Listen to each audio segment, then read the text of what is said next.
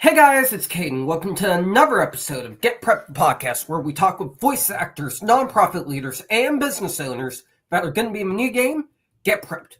Today we have an extremely talented voice actor. You might have heard his voice in games such as Stork Snow, and recently a Fire Emblem dub.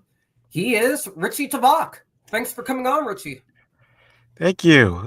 Thank you, Caden, for having me. No, it's great to be here, and I'm really looking forward to get prepped as well, and all the things that come with it. I've actually been working on. I've been booking more video games recently, so when this came across my desk, I was ready. I was 100% ready. That's always great to hear. My first question for you is how did you get involved with voice acting? So that's a great question. Thank you. I come from the theater. Okay, that is my bread and butter.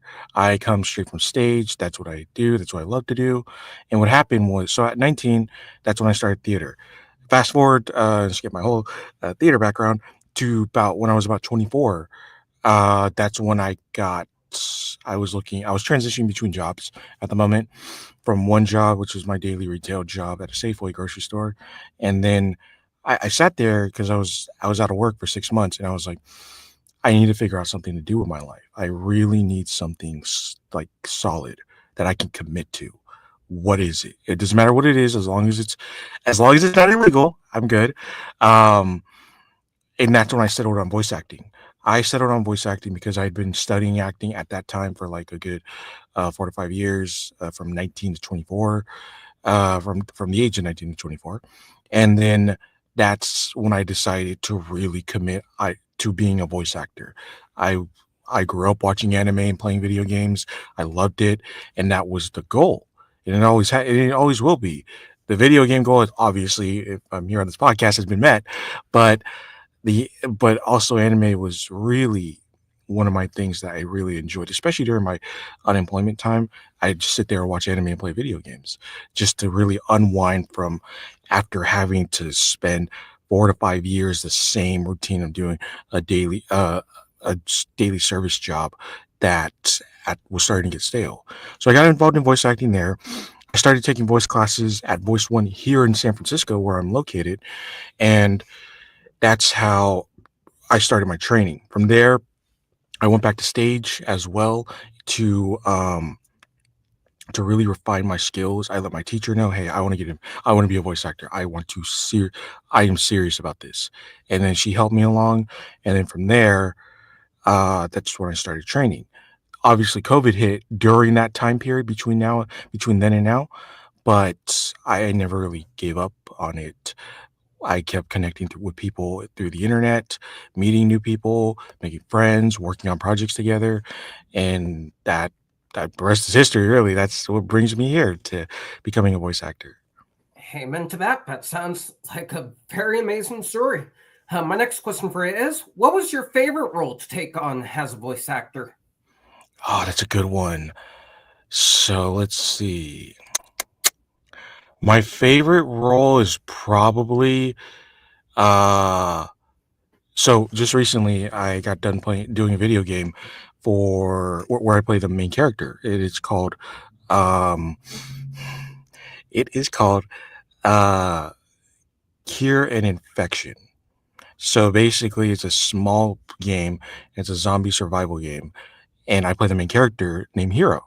And I really enjoyed playing this character because he wakes up, he's injured, and he's just got put back together. He's got mechanical arms and everything, and he's wondering, "Whoa, what the heck is going on?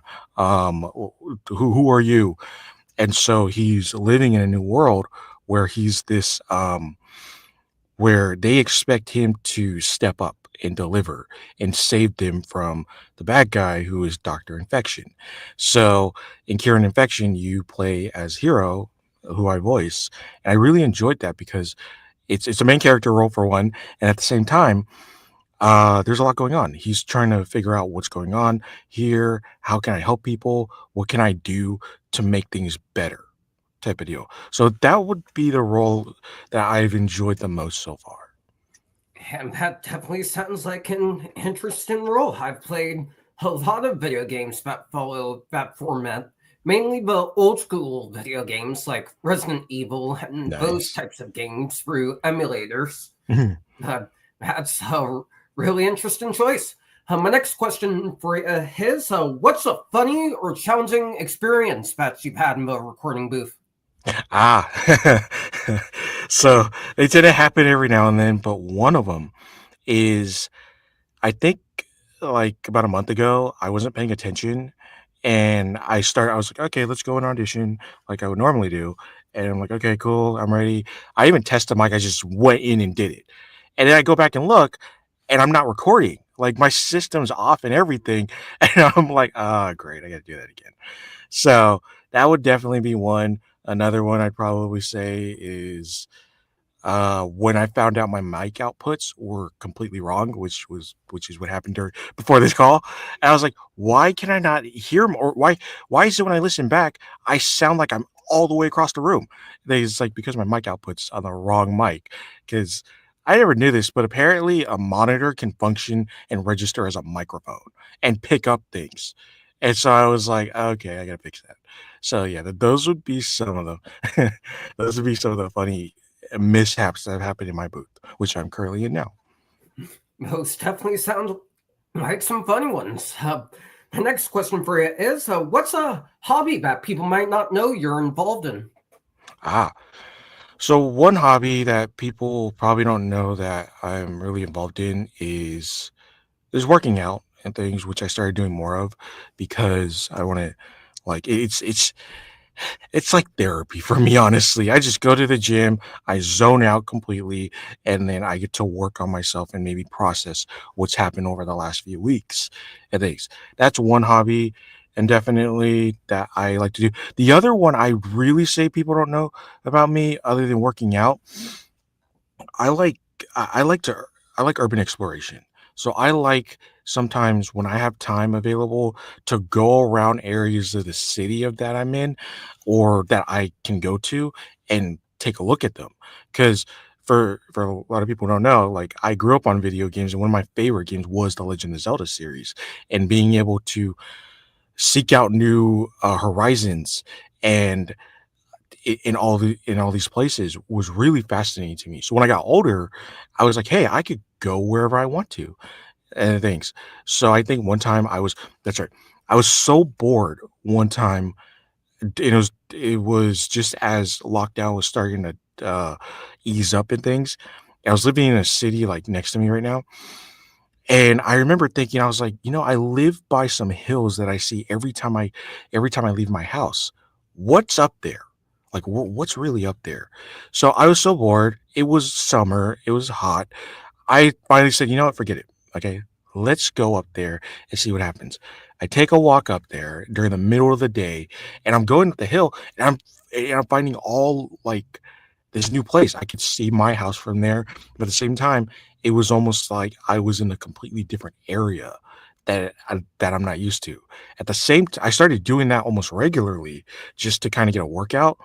And then what I also did, which I do not advise anyone to do what I just did, which was I got so curious, I went into a construction site and I just started looking around. And please do not do this. All right, but I went into the buildings, I started looking around and everything, and it really fascinated me. It one, I definitely wasn't bored, but at the same time, it was like, wow, what's going on? And stuff. I've never been able to take a look at things like this stuff. And then as I climbed up the hill or went through one of the currently being built buildings, it was great, and I loved it. I was like, I should try this in other places that I'm at. So yeah, urban exploration, I'd say. I definitely hadn't have had a similar experience to the construction site. One specifically, I was 18 years old, 16 actually. My family was vacationing in Cape Cod, and there was this area near the beach where I was trying to catch an eel to cook. The Hmm. fishing there was amazing, and during that time, I was into quahogging. Quahogs are clams that taste really good. Uh, Nice. and I tried for a few days. I didn't have any luck. And then on the last day, when we were about to leave, I had to go into the water to retrieve a trap. and I ended up getting yelled at by a few people. Turns out that area was protected and was being used for a scientific study or something like Ah, that. So I definitely feel the urge to explore. My last question for you is, if you could take on any role, past or present, who would it be and why? let's see. So there's two that come to mind. For on camera, it's Taskmaster from the Marvel universe. Because like my favorite characters when it comes to just in general are those anti-hero types that are very they're more interesting to me. Okay, although to be fair, my favorite hero is Captain America, and it always has been and always will be. But one of my other favorite types of heroes are people like Taskmaster, Juggernaut, like two big favorites of mine. And there's a few others that don't come to mind at the moment. But uh Winter Soldier and stuff. Basically, a lot of people who would be members of the Thunderbolts. Uh, so Taskmaster would be one. Like if I had to pick an on-camera role, and I was told this is the first and this is the last role you will ever do, okay, it would be Taskmaster on camera, 100%. Okay, and I would like to not just be involved as a character, but also everything that comes to making the character, costume, storyboards, all of that. Okay, I'd 100% that is what I would be doing. For voiceover, I would probably say so one role I was definitely interested in for a while, even before COVID, was the role of Sakata Asagawa from Rascal Does Not Dream of Bunny Girl Senpai, the anime. And now that they dubbed it with Stephen Fu there, who's doing a great job. So I heard the whole cast and they do awesome. But that was definitely like one of the roles I was super interested in because the story itself was really fun, very engaging, and I've seen the anime like 2 or 3 times, and I'm currently watching the new season, which finally came out after 4 years. But that was definitely a role I was interested in, even using as practice material at the time during COVID. So those are what I would say would be the roles. Y- You know what? There is one role that's currently, I would say, future. It would be um, there's an anime out there. So Voice of Ours, there's an anime out there called I think it's the angel lives next door, and spoils me rotten. And the main character of that, because um it's a very great show and things. And I looked, I was like, this is fun. So I like characters that really have settings that are just fun in general, like some of the roles that I currently have under my belt. And yeah, so that I know that was like definitely more than one, but those are the ones that come to mind. That's all right. Those are all really amazing roles, and I'll have to check out some of those anime series. Anyway, that's going to do it for this episode, guys. Thank you so much, Richie, for coming on and sharing his story. If you guys want to see more amazing interviews with those involved in Get Prep, be sure to like, comment, and subscribe to Get Prep channel, and scan the QR code here to learn more about the game. Thank you guys so much for watching, and we'll see you in the next